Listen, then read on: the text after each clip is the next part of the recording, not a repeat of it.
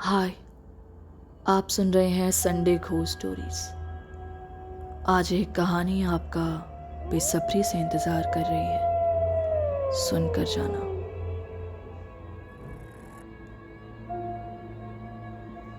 हाय, मेरा नाम नैना है। मैं काफ़ी ज़्यादा थक चुकी थी और काफ़ी लेट भी हो गया था। मैं बस स्टॉप पर खड़े होकर इंतज़ार कर रही थी, लेकिन अब तक बस नहीं आई। 9:30 बज गए थे।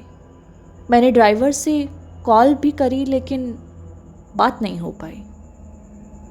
मैंने अपना फ़ोन निकाला और अपने एक दोस्त को कॉल करने ही वाली थी कि अचानक एक बस आते हुए दिखती है। लाल रंग की बस। ऐसा लग रहा था कि बहुत पुरानी है। जैसे ही वो बस आई, मेरे पास आकर सीधा रुकी और अचानक दरवाज़ा खुलता है। मुझे कोई दिखाई नहीं दे रहा था। ऐसा लग रहा था कि बस बिल्कुल खाली है, कोई शोर नहीं था उसमें। मैं थोड़ा घबराते हुए ड्राइवर से पूछने ही वाली थी कि अचानक जोर से हॉर्न बजता है। लगता है बस जाने वाली है। फटाफट बैठ जाती हूँ, फिर कोई और बस नहीं मिलेगी। इतने सुनसान रास्ते पर अकेले खड़ी रहूंगी। पता नहीं दोस्त आएगा या नहीं आएगा। दिमाग में बहुत सारे सवाल लेते हुए मैं बस के अंदर बैठ गई। जैसे ही बस में बैठी तो बस बंद हो गई, लेकिन ऐसा लग रहा था कि जैसे मैं बस के अंदर नहीं, मैं कहीं कैद में बैठ गई हूं, जहां पर मेरे लिए बहुत कुछ अजीब होने वाला है। मेरी घबराहट बढ़ रही थी और ऐसा लग रहा था कि जैसे यहां कुछ है जो मैं देख नहीं पा रही हूं। तभी बस जाकर एक जगह पर रुकी जहां कोई भी नहीं था। आस पास सन्नाटा ही सन्नाटा था। मैं घबराते हुए बस ड्राइवर के पास पहुंचने ही वाली थी कि अचानक मेरे सर पे जोर से वार हुआ और मैं नीचे गिर गई। अगली सुबह जब मैंने अपने आप को देखा तो मैं एक अलग ही जगह पर थी। मुझे नहीं मालूम मैं कहाँ आ गई। मेरे आस पास लोग चल रहे थे, लेकिन कोई मुझे सुन नहीं पा रहा था। वो लोग ऐसे थे जैसे कोई मुर्दा चल रहा हो, चुपचाप एक डमी की तरह वो लोग चलते ही जा रहे थे। कोई मेरी ओर घूर कर देख रहा था तो कोई अपने किसी काम को कर रहा था, पर ऐसा लग रहा था कि जैसे कोई मुझसे बात ही नहीं करना चाहता। मेरी घबराहट बढ़ने लगी। मैं उनकी ओर जाने की कोशिश कर रही थी, पर ऐसा लग रहा था कि बार बार मेरा मन बस ये कह रहा है कि मुझे उनसे बात नहीं करनी चाहिए और यहाँ से निकलना चाहिए, कोई रास्ता ढूंढना चाहिए। तभी अचानक मुझे वही जगह दिखाई दी जहाँ पर मैं कल रात खड़ी हुई थी और बस का इंतज़ार कर रही थी।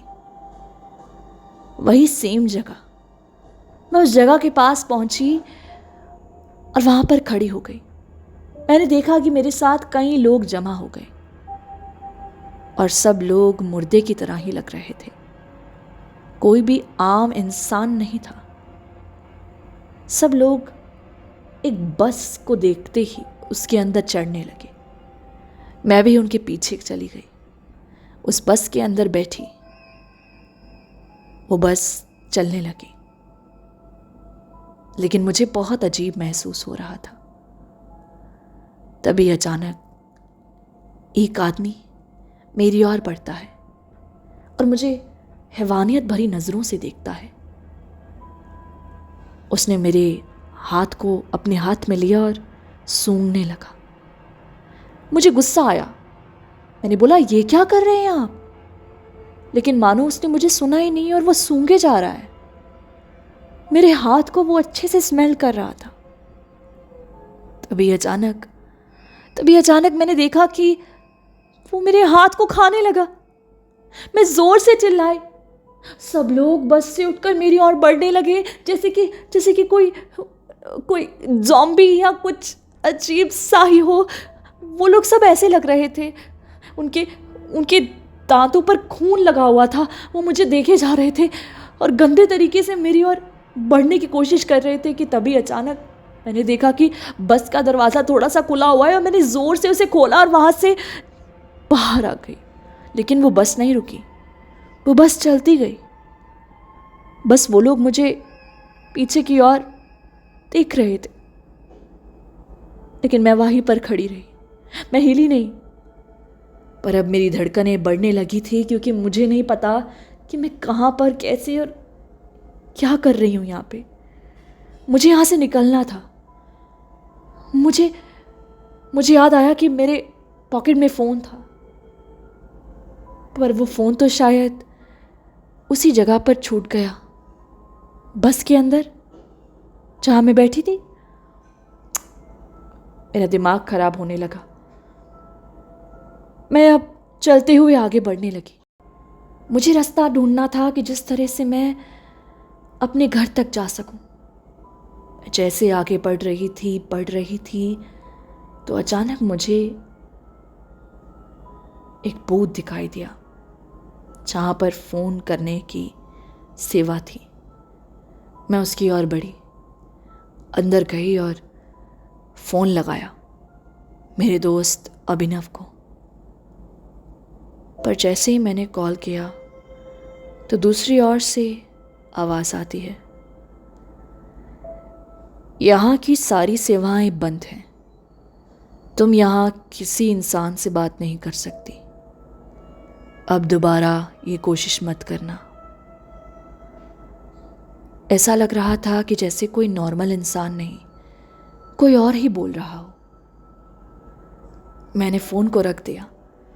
घबराते हुए मैं बाहर आई, तभी अचानक एक आदमी मुझे घूर कर देखने लगा और मुझसे बोला,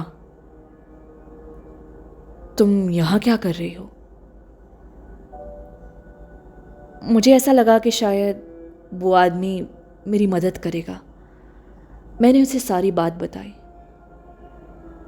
तो उसने कहा, यह कोई आम जगह नहीं है, तुम जिस बस में बैठी थी वो बस मौत की ओर जाती है और तुम इस वक्त मौत के रास्ते पर हो। तुम एक ऐसी जगह पर आ गई हो जहां मुर्दा लोग वास करते हैं। डरते हुए मैंने कहा, तो क्या आप भी मुर्दा हैं? वो हंसते हुए बोला, नहीं, अब तक तो नहीं हूं, लेकिन मैं इनके बीच रहकर ये नाटक कर रहा हूँ, क्योंकि मैं भी खोजना चाहता हूँ वो जगह जिससे मैं बाहर निकल सकूँ। मैं भी तुम्हारी तरह उस बस में आया था, लेकिन काफ़ी समय से जगह खोजते खोजते मैं इनके जैसा ही बनने लगा हूँ। अब मैं इन्हीं की तरह व्यवहार करता हूँ ताकि मुझे ये नुकसान ना पहुँचाए, क्योंकि अगर इन्हें पता लग गया कि हम लोग मुर्दा नहीं बल्कि इंसान हैं तो ये हमें खाने के लिए दौड़ेंगे और हमें मार देंगे। ये जानकर मुझे बहुत डर लगने लगा। मेरी चिंता बढ़ने लगी थी। मुझे पता चल गया था कि ये कोई आम दुनिया नहीं है। वो बस मुझे जिस रास्ते ले आई है वो रास्ते से मुझे निकलना था, लेकिन कैसे? हम दोनों एक साथ बढ़ने लगे और ढूंढने लगे कुछ रास्ता। तभी अचानक हमें वही बस आती हुई दिखाई देती है। वो बस शायद जाने वाली थी, जैसे वो रोज रात बस स्टॉप तक जाती है। मैं और वो दोनों उस बस में बैठ गए और उस बस के चलने का इंतज़ार करते हैं। हम छुपकर बैठे थे ताकि कोई हमें पकड़ ना सके। जैसे ही बस रुकी तो दरवाज़ा खुलता है। ताज्जुब की बात यह थी कि ड्राइवर वाली सीट पर कोई मौजूद नहीं था। बस अपने आप चल रही थी। पर जैसे ही वो बस स्टॉप आया, मैं और वो छुपके से पीछे के दरवाजे से निकल जाते हैं और जैसे ही कूदे तो बस चल पड़ी। हम लोगों की जान में जान आई, लेकिन अभी भी पक्का नहीं था कि हम सही सलामत अपने दुनिया में आ गए हैं या फिर वही हैं। ये पता करने के लिए मैं आगे की ओर बढ़ी तो देखा मेरा दोस्त अभिनव मुझे ढूंढ रहा था। उसने मुझे जैसे ही देखा तो गले लगा लिया। तब मैंने जो उसे बताया उसे सुनकर वो भी चौंक गया और कहने लगा कि तुम कैसी पागलों वाली बात कर रही हो। उसके बाद मैंने इस बारे में पता करना चाहा, लेकिन जैसे ही पता करने गई तो मालूम पड़ा कि वो बस काफ़ी टाइम पहले खाई में गिर गई थी और ऐसी कोई बस एग्जिस्ट ही नहीं करती। अब मुझे नहीं पता कि आप इसे सच मानोगे या नहीं, लेकिन ये कहानी एकदम सच्ची है।